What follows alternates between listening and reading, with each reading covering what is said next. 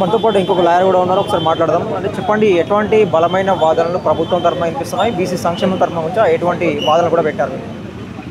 ఇప్పటిదాకా ఢిల్లీ నుంచి ఒక న్యాయవాదిని తీసుకొచ్చి ప్రభుత్వం వాళ్ళు వినిపించడం జరిగింది. ఇప్పుడు బీసీకి సంబంధించిన బీసీ వర్గాలకు సంబంధించిన న్యాయవాదులు వినిపించబోతూ ఉన్నారు. 1 అవర్ బ్రేక్ వేయడం జరిగింది. ఖచ్చితంగా బీసీలకు పాజిటివ్గా జడ్జిమెంట్ వస్తుందని అనుకుంటా ఉన్నాము.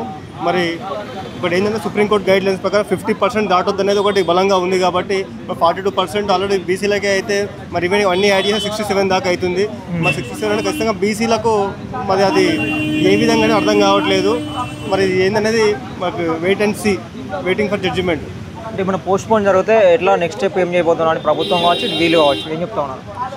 ఇప్పుడు కోర్టు కేసు ఉన్నప్పుడు అది పోస్ట్ పోన్ అయితే ఇప్పుడు ఒకవేళ కొట్టేస్తేనేమో పాత పద్ధతి ప్రకారం ఇవ్వడానికి ఆస్కారం ఉంటుంది. ఒకవేళ కొట్టేయకుండా ఇంప్లిమెంట్ ఓకే అంటేనేమో 42% ప్రకారం ఇవ్వాల్సి ఉంటుంది. కానీ 42% ఇస్తే సుప్రీంకోర్టు గైడ్లైన్స్ కూడా వైలేషన్ చేసినట్టు అవుతుంది. ఒక మన ఎక్కువ దగ్గరనే ఇస్తే ఇండియా మొత్తం కూడా ఇవ్వాలి కదా. సో మరి ఏమైతుంది అనేది ఇప్పటికైతే వన్ సైడ్ ఈ ఆర్గ్యుమెంట్ జరిగింది. ఇంకో సైడ్ ఆర్గ్యుమెంట్ జరిగినాక మరి ఈవినింగ్ తెలుస్తుంది ఏందనేది. ఇప్పుడు ఇక్కడ మెయిన్గా వినిపిస్తున్న ప్రధానమైన చర్చ ఏంటంటే, గతంలో ఇచ్చిన మహారాష్ట్రది కావచ్చు, మన తమిళనాడుకు సంబంధించిన రిజర్వేషన్లు తెర మీదకి వస్తూ ఉన్నాయి. అయితే దాని ప్రకారము అప్పుడున్న పరిస్థితుల ప్రకారము, అప్పుడున్న సిచ్యువేషన్ ప్రకారము, అప్పుడు చట్టాలు ఏవైతే చేశారో అప్పుడున్న పరిస్థితుల ప్రకారం, ఇప్పుడున్న పరిస్థితుల ప్రకారం అసలు ఇప్పుడున్న పరిస్థితి ఎట్లా ఉందంటే చేయొచ్చా, లేకపోతే కొత్త ఆర్టికల్ ఏమైనా దానికి తోడు చేసి క్రియేట్ చేసి మనకి చేయాల్సి ఉంటుందా? ఇప్పుడైతే రాజ్యాంగంలో ఎక్కడ కూడా 50% వేయాలి, 60 ఇవ్వాలి అట్లా ఏం లేదు. ఎంత అని ఇచ్చుకోవచ్చు. అది రాజ్యాంగంలో అట్లా ఒక సర్టెన్ రూల్ అనేది ఏం లేదు.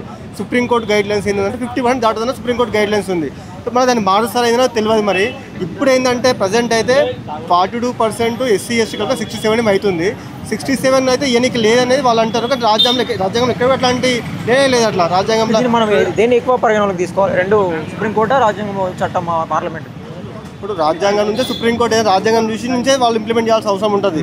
సో కరెక్ట్ పర్ఫెక్ట్గా ఇట్లా సర్టెన్ రూల్ అని అట్లా ఏం లేదు.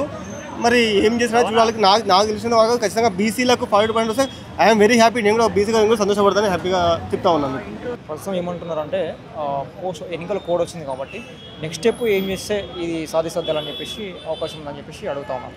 క్లియర్. నెక్స్ట్ స్టెప్ G-O 9 ప్రకారం కోర్టు ఎలక్షన్ కండక్ట్ చేయవచ్చు అని ఆర్డర్ ఇస్తే మాత్రం basing on the G-O 9 42% reservation ఇస్తూ సేమ్ నోటిఫికేషన్ కంటిన్యూ చేస్తూ ఎలక్షన్ జరిపే అవకాశం ఉంది.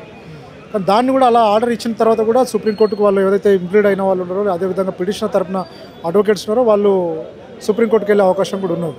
కానీ ఇక్కడ గవర్నర్ దగ్గర బిల్లు పెండింగ్ ఉన్న అంశం కూడా ప్రస్తావనకు రావడం జరుగుతుంది. ఎందుకంటే పంచాయతీరాజ్ యాక్ట్లో అమెండ్ చేయాల్సిన బిల్లు గవర్నర్ దగ్గర పెండింగ్ ఉంది, ఇంకా ఆమోదం పొందలేదు. కాబట్టి దాని మీద హైకోర్టు ఏ విధంగా డైరెక్షన్ ఇస్తుందని చూడాలమ్మా.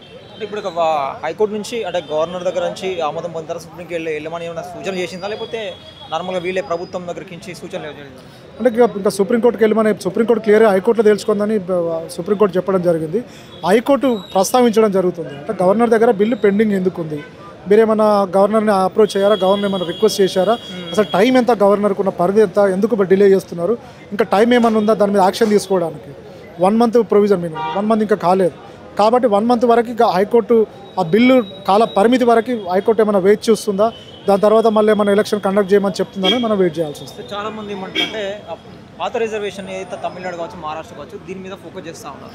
అంటే అప్పుడున్న సిచ్యువేషన్కి ఇప్పుడున్న సిచ్యువేషన్కి సాధ్యాలు ఎట్లా ఉన్నాయి? నిజంగా తమిళనాడు కావచ్చు, వేరే మహారాష్ట్ర కావచ్చు, ఢిల్లీ కావచ్చు, ఆయా రాష్ట్రాలలో, ఇక్కడ తెలంగాణలో ఉన్న బీసీలు ఆయా రాష్ట్రాలలో ఓసీలుగా కూడా అక్కడ ప్రభుత్వాలు రిజర్వేషన్ కల్పించడం జరుగుతుంది. కాబట్టి వేరే రాష్ట్రాలతో తెలంగాణ రాష్ట్రంలో ఉన్న బీసీలని వేరే రాష్ట్రాలకు సంబంధించిన జడ్జిమెంట్లను కూడా పోల్చి చెప్పలేము మనం.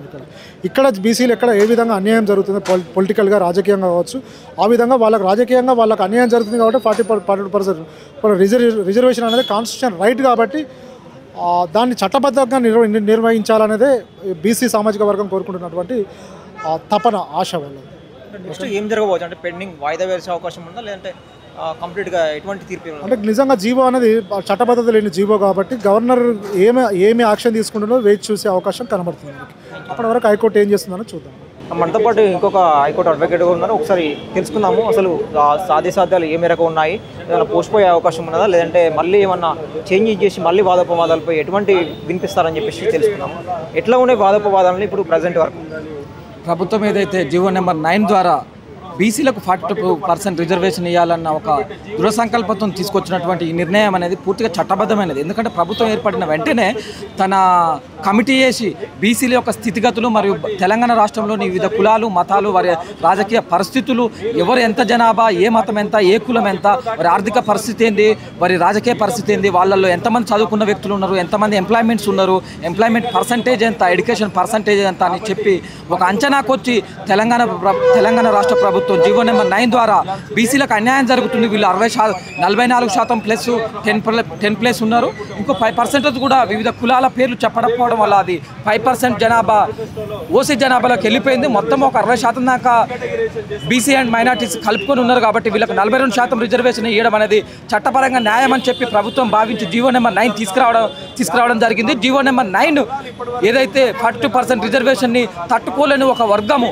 ఏదైతే వచ్చి హైకోర్టులో పిటిషన్ వేసి దీన్ని అడ్డుకునే ప్రయత్నం చేస్తుంది. ఎందుకంటే స్థానిక సంస్థల ఎన్నికలలో 42% రిజర్వేషన్ ద్వారా వెళ్తే ఆ వర్గము ఇప్పుడు గ్రామాలలో ఆధిపత్యం చలాయిస్తున్నటువంటి వర్గము తనకు ఇక గ్రామాలలో స్థానం ఉండదని చెప్పి కదిలిపోతుందని చెప్పి తన పీఠం కదిలిపోతుందని చెప్పి భయపడి అధికార మరియు ప్రతిపక్ష పార్టీలో ఉన్న ఆ వర్గం ఎమ్మెల్యేలు ఒక వ్యక్తితోని డబ్బులు ఇచ్చి మరియు ఈ పిటిషన్ వేయించి బీసీ బిల్లును అడుక్కునే అవకాశం బీసీ బిల్లును అడుకోవడానికి ప్రయత్నిస్తూ ఉంది. ఇది పూర్తిగా చట్టబద్ధమైనది.